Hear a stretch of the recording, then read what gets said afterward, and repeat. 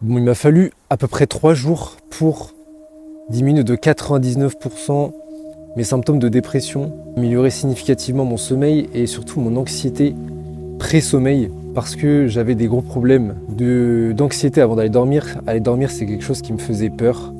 J'avais peur de rester avec moi-même.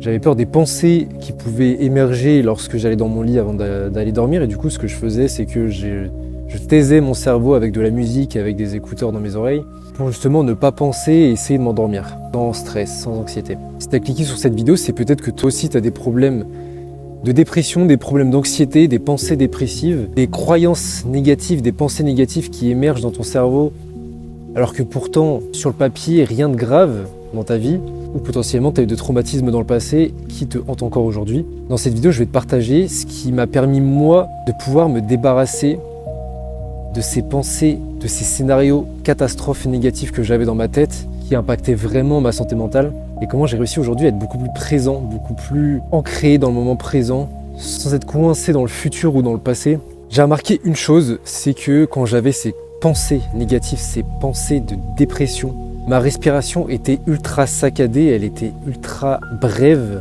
J'étais presque en apnée en fait, c'était quelque chose qui ressemblait à ça.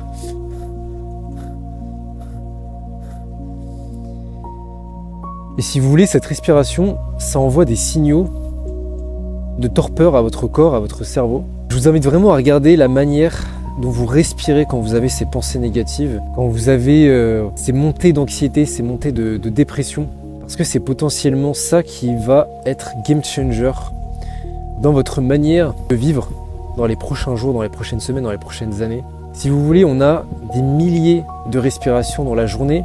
Et malheureusement, avec toutes ces distractions, avec la vie qui est stressante, qui est à 100 à l'heure, qui est ultra rapide, on a très peu de respirations conscientes dans la journée et on ne profite pas de ces milliers de respirations pour pouvoir les respirer de manière consciente. Aujourd'hui, on sait que on nous fait la guerre à l'attention, qu'on nous fait la guerre au sommeil. Il y a une chose qu'il faut aussi bien réaliser, c'est qu'on vous fait la guerre aussi contre votre respiration et par conséquent sur votre système nerveux. Aujourd'hui, il y a énormément de choses qui vont stimuler votre système nerveux de manière négative, que ça soit le digital, le téléphone, les écrans, les lumières au-dessus de vous, les stimulations en tout genre avec les réseaux sociaux, avec les news à la télévision, mais aussi le fait d'être seul, parce que la solitude, c'est un impact négatif sur votre système nerveux, le fait d'être avec une personne qu'on aime au quotidien, d'avoir un contact physique, ça va envoyer des signaux de sécurité à votre corps et stimuler justement votre système nerveux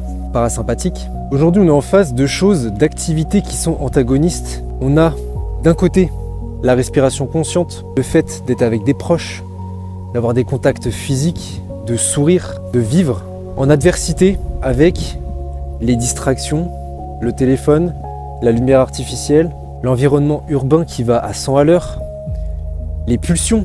Et tout ça, ça va être dicté en partie par une chose, c'est votre respiration.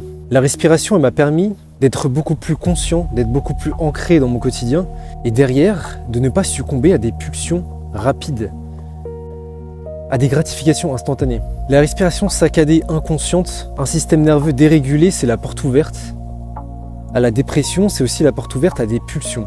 Et j'ai bien remarqué que à partir du moment où j'ai commencé à respirer de manière consciente, tout s'est débloqué. C'est comme si je voyais la vie d'une manière complètement différente. J'étais beaucoup plus calme, j'étais beaucoup moins à fleur de peau, j'avais tendance à être nerveux, à m'énerver très facilement. Mais aussi mes traumas du passé, la peur de l'abandon avait tendance à prendre le dessus, on va dire à gagner du terrain sur moi. Et au contraire, depuis que j'ai intégré la respiration consciente, des travaux de respiration, je vois bien que les pulsions de colère diminuent, les pulsions de pensées dépressives, négatives diminuent. Je vois bien que la relation avec moi-même a changé puisque désormais quand je vais me coucher, je n'ai plus besoin de masquer mes pensées, de faire taire mon cerveau pour être détendu le soir et pouvoir m'endormir. Mon amour-propre s'est amélioré. Désormais le soir, j'arrive à rester avec moi-même avant d'aller dormir. J'arrive à discuter avec moi-même, à être à l'aise avec mes pensées, à être détendu.